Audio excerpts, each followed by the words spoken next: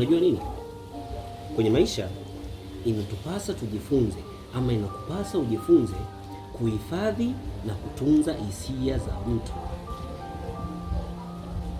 Inakupasa ujifunze kuhifadhi na kutunza hisia za mtu, hasa ewe unayejiita gentleman, ama mvulana, ama mwanaume, ama kijana.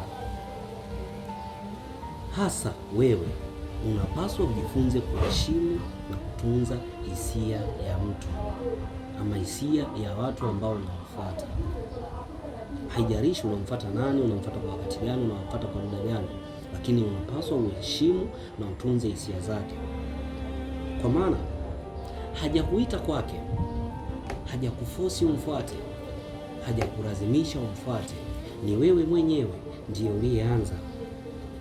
Umenyanyua mguu wako, umehesabu hatua mpaka kufika kwake na kuanza kumsumbua, kuanza kumapproach, kuanza kumhitaji aingie katika mahusiano yako au katika mapenzi yako.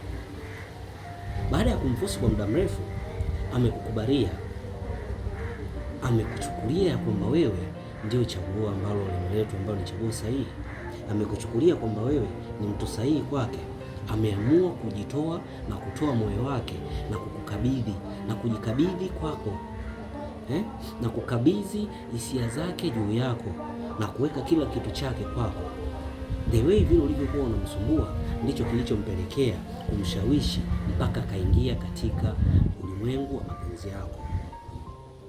Leo hii tayari ameshaacha kila kitu chake. Alikuwa hana mawazo na wewe, alikuwa hana hisia na wewe, huenda hata alikuwa hana mawazo na mahusiano wala mapenzi, lakini wewe umemshawishi mpaka kakubali kuingia kwako.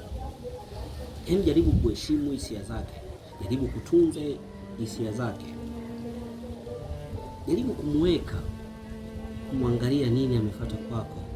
Sio unamchukulia kama vile alikuja umtumie na kuondoka, ama uanze kumnyanyasa, unaanza kumsumbua, unaanza kumweka katika vitu visivyoeleweka. Si sawa. Kumbuka, amejitoa, amekuthamini, amekuheshimu na hakutaka kukusumbua kama hivi leo ambavyo wewe unamsumbua. Huyo ni binti, huyo ni msichana, huyo ni mwanamke, anahitaji heshima yake kama alivyokuheshimu na kukufungulia nafsi yake na kuwa karibu yake. Jaribu kujali hisia za watu. Heshimu mtu kama alivyokuheshimu mpaka kukubali kuwa na wewe. Jua jinsi ya kuishi na watu. Kikubwa akili na moyo.